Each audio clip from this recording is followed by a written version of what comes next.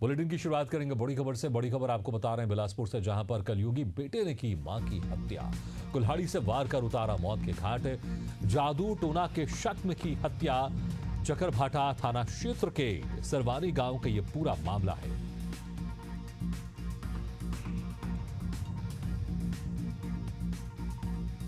ये बड़ी खबर आपको बिलासपुर से बता रहे हैं, जहां पर कलयुगी बेटे ने मां की हत्या कर दी। कुल्हाड़ी से वार कर उतारा अपनी ही मां को मौत के घाट।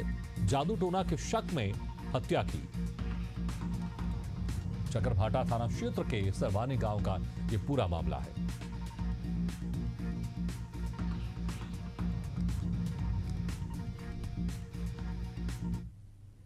कांजूर से बड़ी खबर आपको बता रहे हैं, जहां पर कक्षा 10वीं के छात्र ने रचा इतिहास। से सोहम विश्वास का राष्ट्रीय शतरंज प्रतियोगिता के लिए चयन। लाइफ एकेडमी स्कूल के छात्र ने रचा इतिहास। स्कूली शिक्षक और माता पिता ने दी शुभकामनाएं। सोहन ने कहा, देश के लिए जीतना है सपना।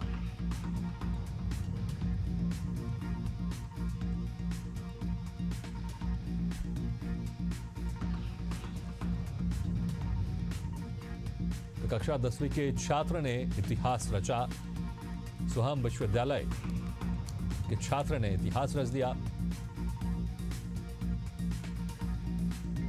सोहम विश्वास का राष्ट्रीय शतरंज प्रतियोगिता के लिए चयन। लाइफ एकेडमी स्कूल के छात्र ने रचा इतिहास। स्कूली शिक्षक और माता पिता ने दी शुभकामनाएं। सोहन ने कहा, देश के लिए जीतना है सपना।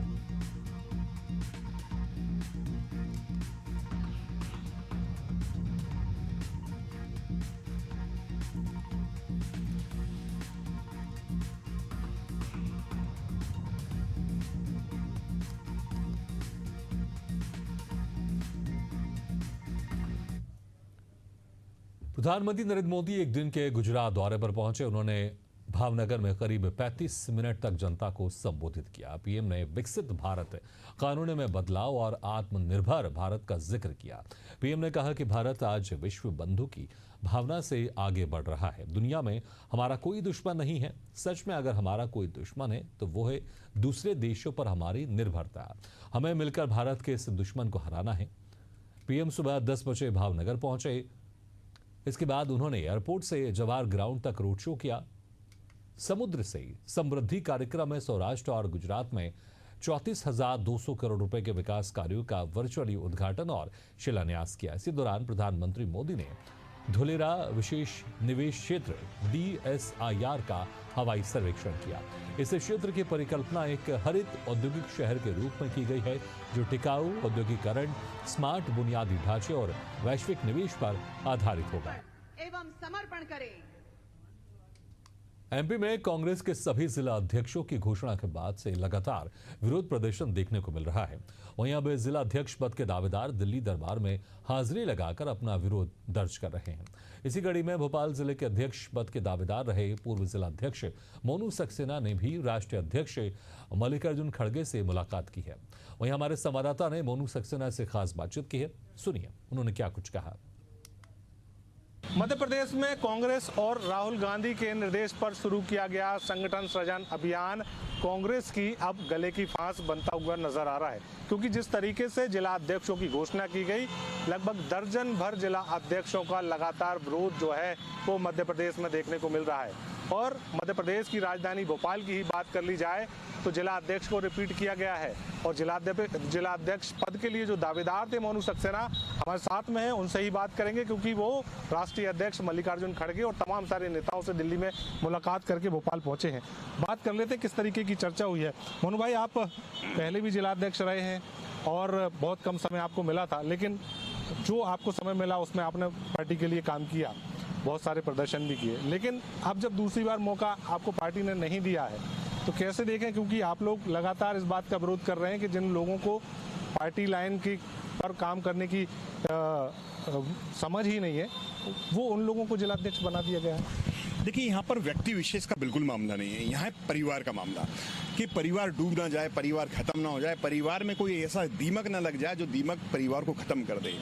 मुझ मोनू सक्सेना की आवश्यकता ने मुझे मोनू सक्सेना, मैं आज विश्वास दिला रहा हूँ कि मुझे पार्टी में कभी कोई पद ना मिले तो भी मैं जीवन पर्यंत कांग्रेस पार्टी की विचारधारा से कार्यकर्ता के रूप में काम करता रहूंगा। देखिए, पार्टी को अगर लगता है कि अगर हम गलत बात कर रहे हैं तो हम पर भी पार्टी का कार्रवाई करे, लेकिन जिस तरीके से संगठन सृजन अभियान के नतीजे निकलकर सामने आए हैं उसके बाद से ही लगातार कई सारे जिला अध्यक्षों का विरोध जो है मध्य प्रदेश में संगठन के तमाम सारे नेता पदाधिकारी करते हुए नजर आ रहे हैं, जिससे ये जरूर कहा जाए कि कहीं ना कहीं मध्य प्रदेश में जिस तरीके से संगठन सृजन अभियान के कामकाज किए गए, कार्यप्रणाली उसकी रही, उससे कांग्रेस की नींद उड़ती हुई नजर आ रही है।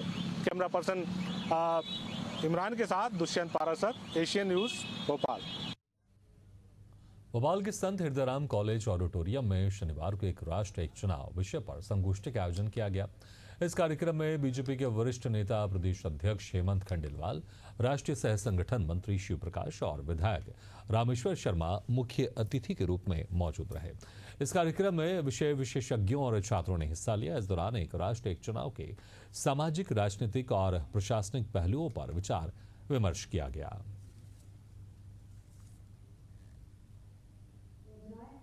हजूर विधानसभा में हमारे लोकप्रिय विधायक रामेश्वर शर्मा जी ने एक राष्ट्र एक चुनाव विषय पे एक गोष्ठी रखी थी। उसी में हमारे शिव प्रकाश जी संगठन सह मंत्री और मैं आया था, और हमारे युवा पीढ़ी इस विषय से समझे, इस विषय को नीचे तक ले जाए, यही इस कार्यक्रम का उद्देश्य है। वन नेशन क्यों जरूरी, वन नेशन और वन इलेक्शन क्यों जरूरी है, उसमें कितना समय बचता है, कितना पैसा अलग अलग समय इलेक्शन होता है तो खर्च होते हैं, कितनी हमारी सेना इधर से उधर जाती है, कितने हमारे आर्मी फोर्सेज इधर से उधर जाते हैं, और लगभग कितना समय इलेक्शन में लगता है। इस सब पर छात्रों ने अपने विचार व्यक्त किए, अन्य सामाजिक संगठनों ने अपने विचार व्यक्त किए, और ये धीरे धीरे चर्चा में माहौल बनेगा और इससे समझ में आएगा कि देश में 5 साल के कार्यकाल में 1 साल मोटे तौर पर इलेक्शन में जाता है, बचता है 4 साल, और 4 साल के समय 6 महीने चुनाव के पहले वैसे ही गतिविधियाँ ठंडी हो जाती हैं, तो विकास के लिए टाइम क्या बचता है, तो 2.5-3 साल। 2.5-3 साल में तो कहो तो एक पुल की म्याद होती है, एक पुल ही 2.5-3 साल में बनता है, उसका ही 28-29 महीने में निर्माण होता है। तो जब एक पुल निर्माण होगा तो उसमें एक सरकार चली जाती है, और इसलिए एक साथ होगा तो लगभग 18-19 हजार करोड़ रुपए बचेगा। उत्तराखंड के कैबिनेट मंत्री गणेश जोशी ने मसूरी विधानसभा के आपदा प्रभावित क्षेत्रों का दौरा कर राहत कार्यों की समीक्षा की। मंत्री ने प्रभावित इलाकों में पहुंचकर स्थानीय जनता से सीधे संवाद किया और अधिकारियों को तत्काल कार्रवाई के सख्त निर्देश दिए। इसके साथ ही विपक्ष के आरोपों पर पलटवार करते हुए जोशी ने कहा कि ये राजनीति नहीं, सेवा का समय है। जनता देख रही है कि कौन संकट में साथ है और कौन सिर्फ बयानबाजी कर रहा है।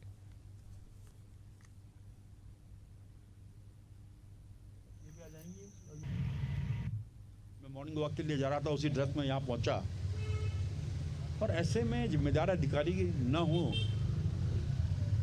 देखिए, मेरा किसी भी अधिकारी से कोई रंजिश नहीं है, न मैं रंजिश रखता हूँ।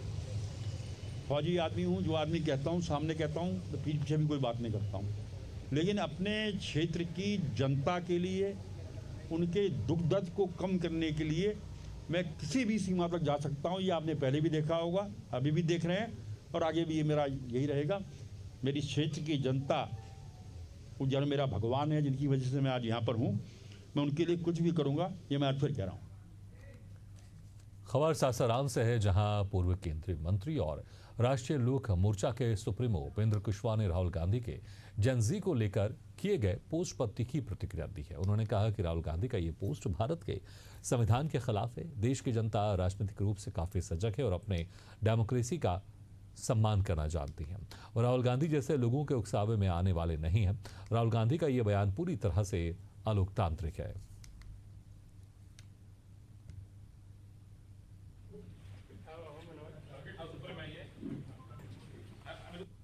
हिंदुस्तान में डेमोक्रेसी की जड़ इतनी गहरी है, कोई भी बदलाव, कोई भी डिसीजन यहाँ प्रजातांत्रिक तरीके से हमेशा हुआ है, अभी भी होगा, आगे भी यही व्यवस्था रहेगी। और ऐसे में राहुल जी का इस तरह का बयान पूरा देश का अपमान है, संविधान का अपमान है, और साफ साफ यह बात झलकती है कि उन्होंने राजनीतिक रूप से अपनी हार स्वीकार कर ली है, इसलिए हथियार डालने की बात उन्होंने की है। प्रजातांत्रिक सिस्टम पर उनका विश्वास नहीं है, इसलिए उन्होंने ऐसी बात। खबर यूपी के सोनभद्र से है, जहां बीजापुर बाजार सब्जी मंडी परिसर में गाजे बाजे और हर्षोल्लास के बीच रामलीला महोत्सव का आगाज हुआ।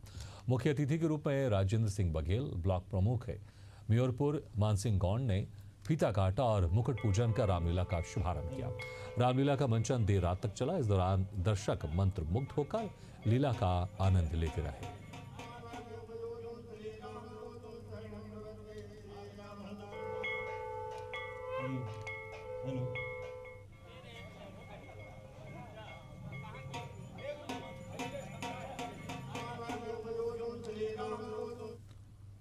सिंगरौली जिले की शिक्षा व्यवस्था पर गहरा सवाल खड़ा हो गया है। मंझोली पाठ स्कूल के प्रधानाचार्य पर आरोप है कि वो रोजाना शराब पीकर विद्यालय आता है। सबसे हैरान करने वाली बात यह है कि प्रधानाचार्य ने खुद कैमरे के सामने स्वीकार किया कि मैं रोजाना एक पाव शराब पीकर स्कूल आता हूँ। वहीं छात्रों की माने तो प्रधानाचार्य शराब के नशे में पढ़ाई में बाधा डालते हैं। कई बार शिकायत होने के बाद भी प्रधानाचार्य पर कोई कार्रवाई नहीं हुई है। शराबी प्रधानाचार्य का वीडियो सोशल मीडिया पर खूब वायरल हो रहा है।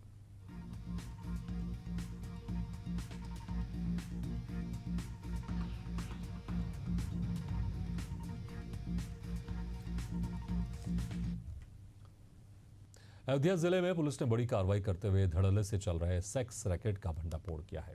पुलिस ने देर रात एक गेस्ट हाउस में छापेमार कार्रवाई की, जहां से करीब 11 युवतियां बरामद हुई हैं। पुलिस की इस छापेमारी से हड़कंप मच गया। गेस्ट हाउस पुलिस चौकी से 500 मीटर की दूरी पर था। बताया जा रहा है कि बिहार गोरखपुर से युवतियों को लाकर उनसे ये धंधा कराया जा रहा था।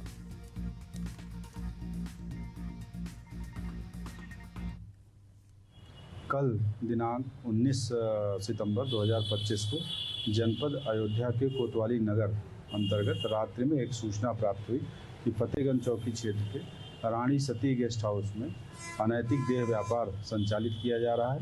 जिस सूचना पर तत्काल क्षेत्राधिकारी नगर एवं कोतवाली नगर की संयुक्त टीम द्वारा वहां पे जाके स्थलीय निरीक्षण किया गया, तो वहां मौके पे गेस्ट हाउस संचालक गणेश अग्रवाल एवं 2 अन्य पुरुष तथा 11 महिलाओं को अनैतिक देह व्यापार में लिप्त पाया गया, जिसके आधार पे मुकदमा अपराध संख्या 507/25 अंडर सेक्शन 3/4/5/6 अनैतिक देह व्यापार अधिनियम के अंतर्गत अभियोग पंजीकृत किया गया है। शेष विधिक कार्रवाई की जा रही है। खबर एमपी के बुरहानपुर जिले से, जहां पुलिस और आबकारी विभाग ने संयुक्त कार्रवाई कर अवैध शराब बनाने और बेचने के कारोबार का पर्दाफाश किया है।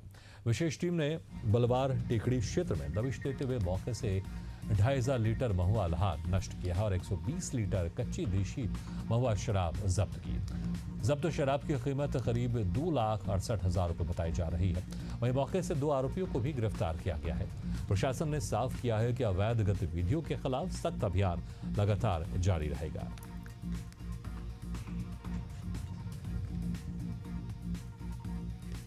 को श्रीमान नगर पुलिस अधीक्षक महोदय के नेतृत्व में आज आहू खाना बलवा टेकड़ी में शराब आहू खाना में दबिश दी गई है, जिसमें आबकारी की टीम और पुलिस की संयुक्त टीमें थी। इसमें पुलिस अधीक्षक महोदय ने समय समय पर निर्देशित किया था कि जितने भी अवैध जो भी शराब है, सट्टा है, जुआ है, कि उसके तारतम्य में आहू खाना में दबिश दी गई है, जिसमें कुल 2500 लीटर महुआ लहान नष्टीकरण की गई है और 120 लीटर कच्ची अवैध शराब पकड़ी गई, जिसमें 2 मुलजिम पकड़ाए हैं और अलग अलग प्रकरण दर्ज किए गए।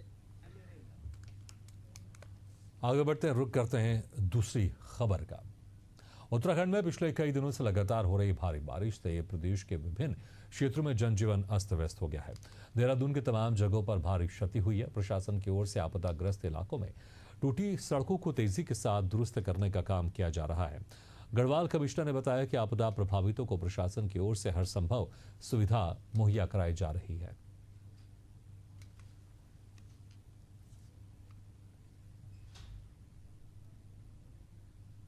देखिए, देहरादून में 2 दिन पूर्व जो भारी बारिश हुई थी, क्लाउड बर्स्ट की घटनाएं हुई थी, उससे देहरादून के कई इलाके काफ़ी बुरी तरह से प्रभावित हुए थे। और वो चाहे वो सहस्त्रधारा का इलाका हो, रायपुर का हो और प्रेम नगर, मतलब रिस्पना के दोनों साइड में जो बस्तियां हैं काफ़ी इफेक्टेड हुई थी। मसूरी जाने वाला मार्ग भी बाधित हुआ था। लेकिन आपदा प्राकृतिक है, आपदा को हम रोक नहीं सकते, लेकिन महत्वपूर्ण ये होता है कि आपदा के बाद हमारा रिस्पांस कैसा रहा। और हमारी सभी टीमों ने बहुत ही अच्छा रिस्पांस दिया।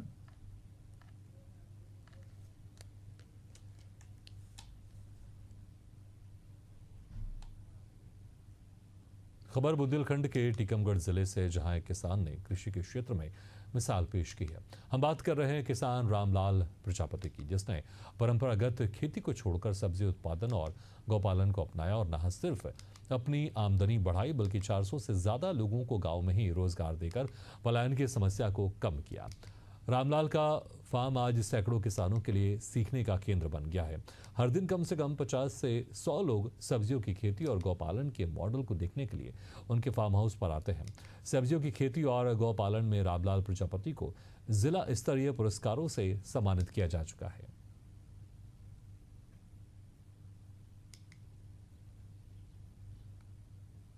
हम लोगों को है ना कम से कम 20 साल से है ना मेहनत करते हुए चले आ रहे हैं। ये पथरीली ज़मीन है, यहाँ पर पत्थर ही पत्थर थे। है ना, हमको गवर्नमेंट से सहयोग मिला, जिला स्तरीय कलेक्टर साहब के द्वारा और शासन स्तर से सहयोग मिला। हम लोग सब्सिडी लेते हैं और जिससे मेहनत करके आज ऐसी स्थिति में है कि हम है ना जो ये अपने खेती कर रहे हैं और ड्रिप पद्धति के माध्यम से खेती कर रहे हैं। क्या कितनी मेहनत लगी आपको यहाँ तक पहुँचने में? आपको हमको इतना खून पसीना बहाना पड़ा और हमको हमारे लेबर है ना जो हमको खोजना पड़ी। हम उनका पेमेंट भी करते हैं और दिन रात हमको मेहनत करना पड़ी, मशीनरी तैयार करके, शासन से सहयोग तैयार करके। यानी इतनी मेहनत करना पड़ी कि कोई सामान्य कृषक खेती कर ही नहीं सकता था और ये भूमि खेती के लायक थी ही नहीं। आज हमने है ना प्रयास करके अथक प्रयास करके शासन के सहयोग से इस लायक बनाया है कि आप लोगों को ये हरी भरी फसल दिख रही है। उन्नाव के बड़ा चौराहा स्थित गुरु नानक बेकरी में देर रात चोरों ने धावा बोल दिया, जिसकी पूरी घटना सीसीटीवी कैमरे में कैद हो गई। घटना की सूचना मिलने पर पहुंची पुलिस ने फिलहाल अज्ञात चोरों के खिलाफ केस दर्ज कर लिया है और जांच में जुट गई है।